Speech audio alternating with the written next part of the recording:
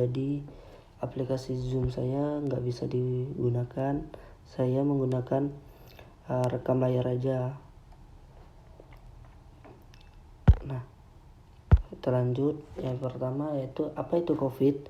Nah, virus corona atau adalah virus yang menyerang sistem pernapasan. Penyakit karena infeksi virus ini disebut COVID-19. Virus corona bisa menyebabkan gangguan ringan pada sistem pernapasan, infeksi paru-paru yang berat, hingga kematian. Nah, ada juga gejala COVID-19, yaitu apa sih gejalanya? Yang pertama yaitu seperti demam, pilek, batuk kering, sakit tenggorokan, dan sakit kepala. Setelah itu gejala dapat hilang dan sembuh atau malah memberat. Nah, penderita dengan gejala yang berat bisa mengalami demam tinggi, batuk berdahak, bahkan berdarah. Nah, sesak nafas dan nyeri dada juga. Nah, gejala tersebut muncul ketika tubuh bereaksi melawan virus corona.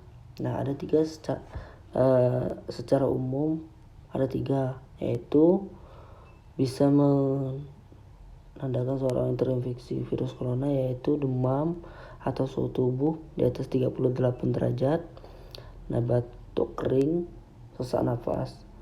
Dan ada juga beberapa jenis lainnya meskipun sangat jarang, yaitu diare, sakit kepala, konjungtivitis, dan hilangnya kemampuan mengecap rasa dan hilangnya kemampuan untuk mencium bau.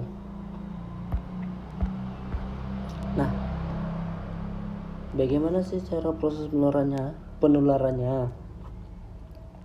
Nah, yang pertama melalui droplet. Nah, apa droplet? Atau droplet yaitu percikan air liur saat seseorang batuk, bersin, atau bernyanyi, berbicara, sehingga bernapas saat melakukan hal-hal tersebut. Nah, udara yang keluar dari hidung dan mulut mengeluarkan partikel kecil atau aerosol dalam jarak dekat.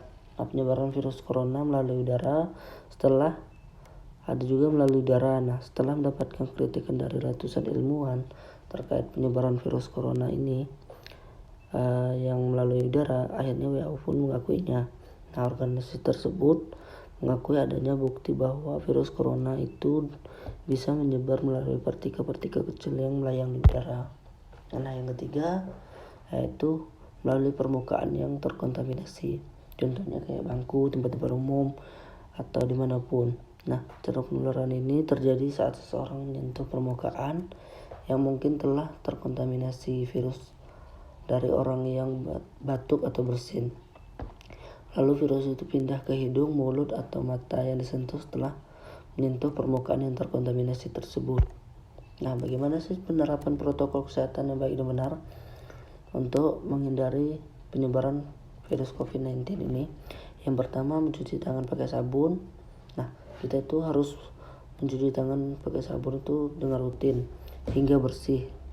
Nah, ini mencuci tangan dengan sabun ini adalah salah satu protokol kesehatan yang cukup efektif untuk mencegah penularan virus corona. Nah, untuk hasil yang maksimal kamu atau kita untuk disarankan mencuci tangan setidaknya selama 20 detik beberapa kali sehari. Nah, terutama saat sebelum makan atau masak, setelah menggunakan kamar mandi, setelah menutup hidung saat batuk atau bersin. Untuk membunuh virus atau kuman-kuman lainnya, menggunakan sabun dan air atau pembersih dengan alkohol setidaknya dengan kadar 60%. Yang kedua, tidak lupa juga menggunakan masker. Dan yang ketiga, menjaga jarak. Nah, menjaga jarak ini adalah salah satu protokol yang dimuat dalam keputusan Menteri Kesehatan RI, kesehatan bagi masyarakat di tempat fasilitas umum dan dalam rangka pencegahan dan pengendalian COVID-19. Nah, di sana disebutkan menjaga jarak minimal 1 meter dengan orang lain untuk menghindari terkena droplets dari yang berbicara, batu atau bersin, serta menghindari kerumunan, keramaian, dan berdesakan. Nah, bila memungkinkan melakukan jaga jarak, maka tidak dilakukan sebagai rekayasa administrasi dan lainnya.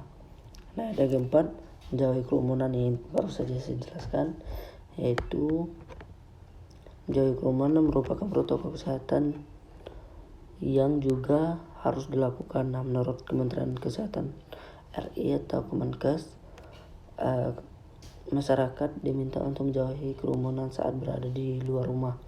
Nah, ingat, semakin banyak sering kamu bertemu dengan orang, maka semakin terinfeksi virus corona yang pun semakin tinggi.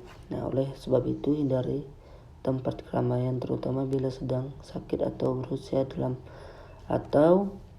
berusia di atas 60 tahun atau lansia. Nah, menurut riset, lansia pengidap penyakit kronis memiliki risiko yang lebih tinggi terserang virus corona. Dan yang kelima, mengurangi mobilitas. Nah, mengurangi mobilitas itu seperti mengurangi kegiatan kita di luar. Nah, virus corona bisa berada di mana saja.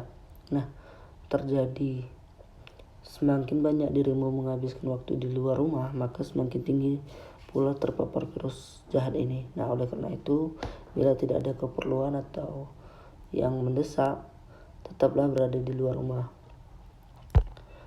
Mungkin itu saja yang dapat saya sampaikan. Penjelasan dari saya kurang dan lebihnya saya mohon maaf.